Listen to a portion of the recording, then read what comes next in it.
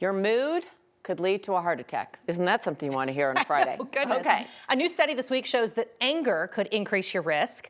For more on this story, 9 Health expert and cardiologist, important especially today, Dr. Payal Kohli joins us now. Okay, I feel like this doesn't actually surprise me, but the study's actually looking at the biology, the mechanics behind this, right? So Yes. the risk of heart attack tied to anger as an emotion? That's right. Yes. Okay. So we've known for a long time that emotions, negative emotions in general, anger, anxiety, sadness, can lead to increased risk of heart attack, stroke, and dying from heart disease.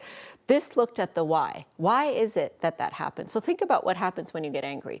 Your fight or flight response gets activated, right? Your sympathetic nervous system kicks in. So your blood vessels are supposed to open up to allow blood to flow to your vital organs so you can get into that fight with a bear or whatever it is that's making you angry. What happens in people in this study, they found healthy people, they split them into 4 groups. Reading just regular words, reading words that made them angry, reading words that made them anxious, and words that made them sad. Only the anger group had problems with how their blood vessels dilated. And get this, it didn't happen right at the time you were angry. It peaked about 40 minutes after your anger subsided. Oh. Because you let it simmer a little bit. That's right. So anger is causing disease, and it's causing disease in our blood vessels. Wow. Yeah. That's, well, you know, I mean, we've talked with you multiple times and you talk about stress, what it does to our heart. And we talked about people that have died of a broken heart, if you will. But this falls into that category? It does. So we looked at the blood vessels. There wasn't actual damage to the blood vessels, but the way they were functioning was problematic. Now, as you said, Kim, it's the stress hormones as well. It's the fact that you have inflammation that gets triggered from stress. It's the fact that you have blood clots that get triggered from stress. And stress doesn't just affect your blood vessels. It affects your breathing. It affects your heart rate. It affects your blood pressure. So on so many levels, that anger can really be so toxic. And we really have to sort of see, is it a single dose of anger that's causing this? Is it cumulative doses of anger that's causing this? And does your threshold for the anger to get toxic change over the course of your life? In other words, as you get older, develop disease, your blood vessels are already not working as well, are you more susceptible to the effects of those? Because some people run hot.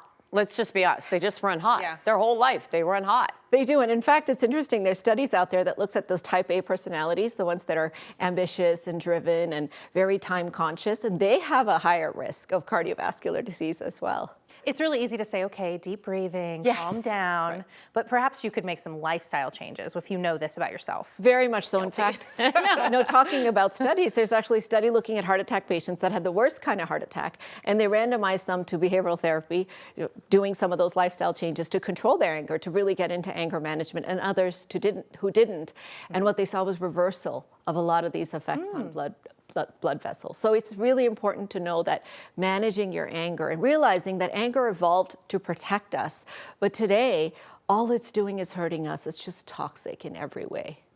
So next time you're stuck in traffic and someone cuts you off, you just go, that's a good day. This is not how I go today. Here we go. It's go. just another day. Well, you know, we joke about it, but it's actually really very important. And the other thing I think we need to really get to the bottom of is that all negative emotions are not the same. So we used to lump together anger, anxiety, and sadness. And here we see a very differential response. So we need to think about targeted treatments for different emotional states and how different emotional states affect people with different background problems. We're talking about physical health, but even your mental health and how anger plays a role in that.